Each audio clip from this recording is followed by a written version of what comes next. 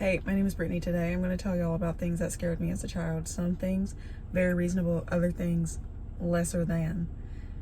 The first thing I have on my list, I think a lot of people was afraid of. If y'all ever watch Courage the Cowardly Dog, there was this one episode that was ingrained in my mind, and I cannot remember the context of it at all, but it's like this creature or man or somebody with a mask, something. I could put a picture or a video, whatever.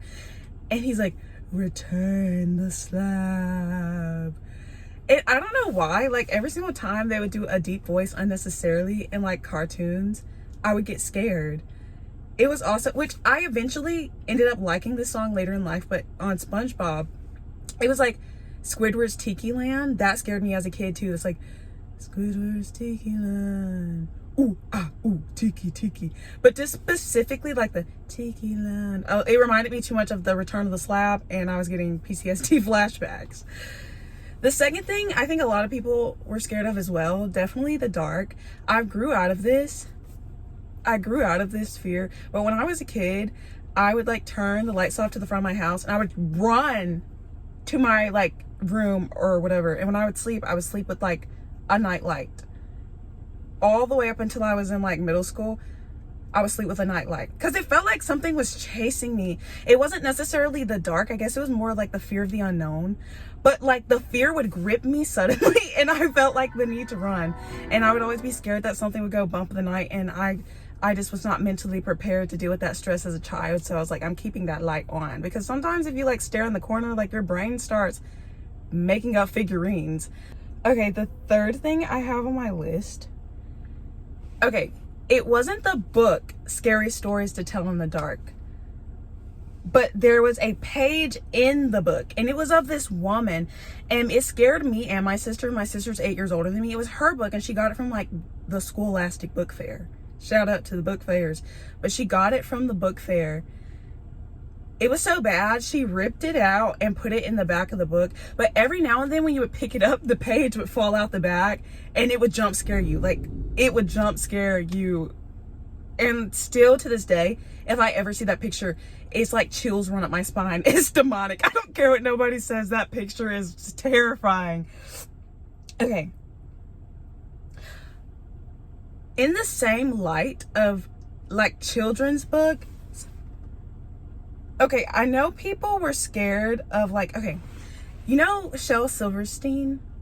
And there's like the book, The Giving Tree. I love The Giving Tree. I didn't have the edition where his face was in the front or the back. I didn't have that edition. But I had another book by him called A Light in the Attic. And the cover to the book, The Light in the Attic, scared me as a child. I don't know why. I guess I was just scary.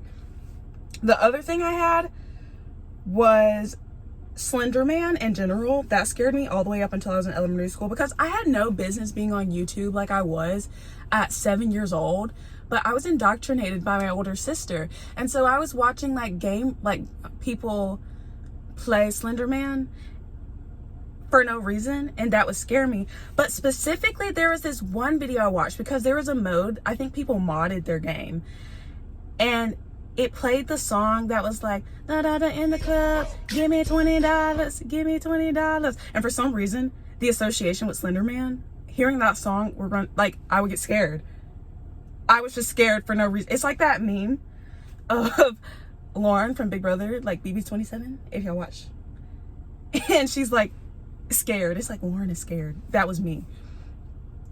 To this day. Well, not to this day. That doesn't scare me anymore, but thinking about it, yeah, I was afraid. I've renounced my fear. Okay. The other thing, which is oh, Jesus. I start stuttering. Okay. I do have emetophobia, and I've had it since I was 5 years old.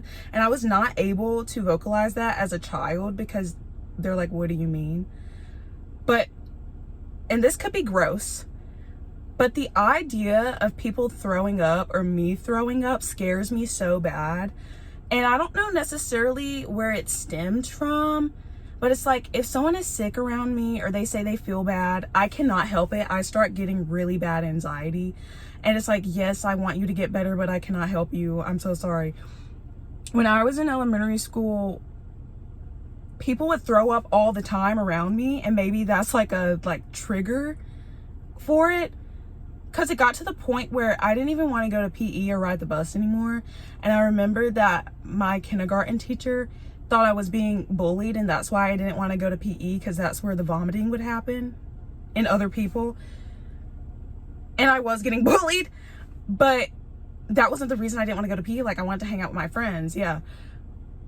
And she had me go to the counselor, and the counselor was like, she gave me this Play-Doh and was like, kind of mold how you feel. And I didn't understand what that meant, so I was just playing with it, and I never saw the counselor after that either, and I don't know what she gathered from the shape I made with Play-Doh, but I remember it was blue.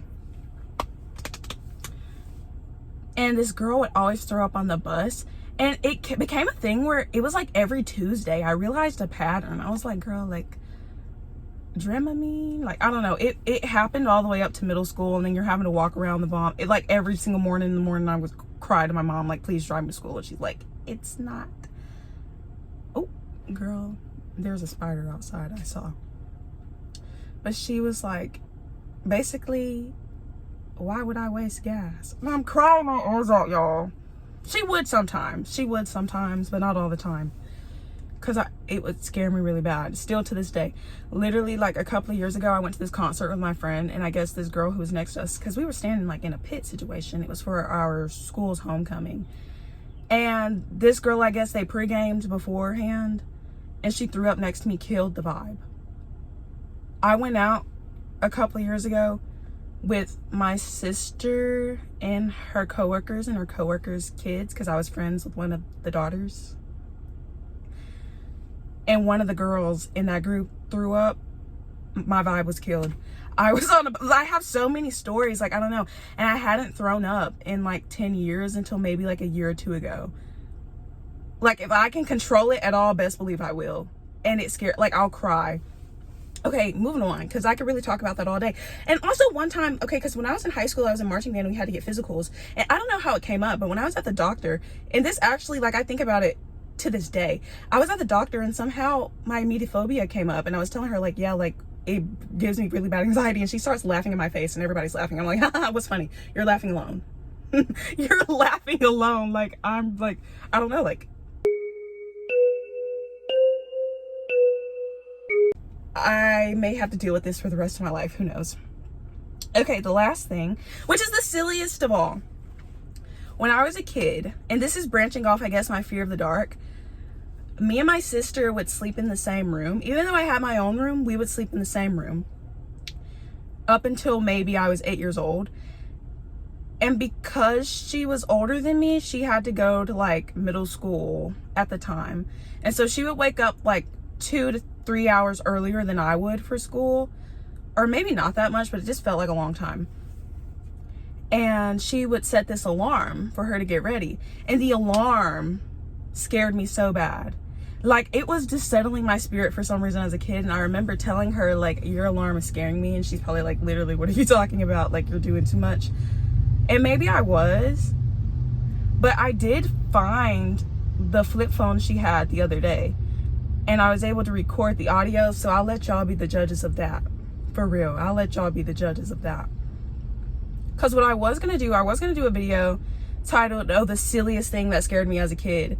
But then I started rambling about other stuff, and no. And I was like, I might as well just compile all the things that scared me as a kid and then put that as a separate clip. So y'all may see that implemented in like a little sandwich. And I'll jump back to the video. It wasn't the boogeyman that scared me. It was this alarm. And I thought, well, that's really silly. Let me see if I could find the ringtone. So I was looking on YouTube, trying to find it. Could not. Like, the ringtone, because I was like, I know it's like an Alltel phone. Alltel, I don't even think is in business no more, or they just switched over to like AT&T somebody. I don't know. This could be misinformation. Look it up yourself. But I just straight up asked her today. I was like, hey, do you still have that old phone? And she's like, yes. Why, yes. And I was like, yay. Like, I need it real quick. Now I gotta listen to all of them to see which one it was. Hold, please. Oh, that was... It's a little loud for the time it is. Oh my gosh. It's like Russian roulette because I don't know which one it is. It's not that one. Oh, wait. Okay. That one's similar, but it's not. My heart sank to my stomach, though. Hey. Hey. This giving Mario Kart vibes.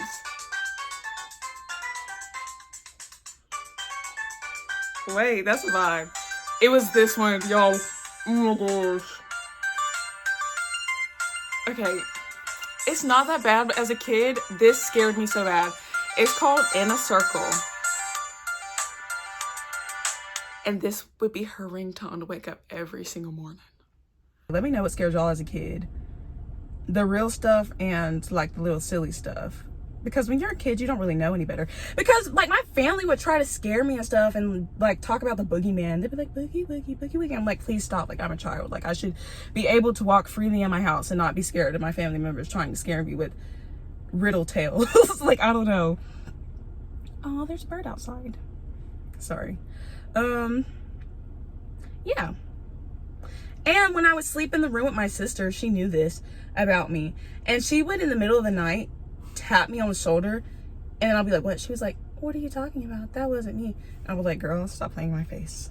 Stop. Because at the time, I wasn't discerning enough to know that people play pranks and that people lie as a joke and funny hee hee ha ha TT time.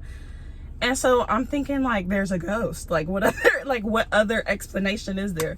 But mind you, at this time I'm like I'm in between the ages of 4 and 7. So if that gives you 4 and 7. The others fears, I can't boil them down, but for sure for the ringtones, 4 to 7. Anyways, thank you for watching. I'll see you when I see you. Take care of yourselves.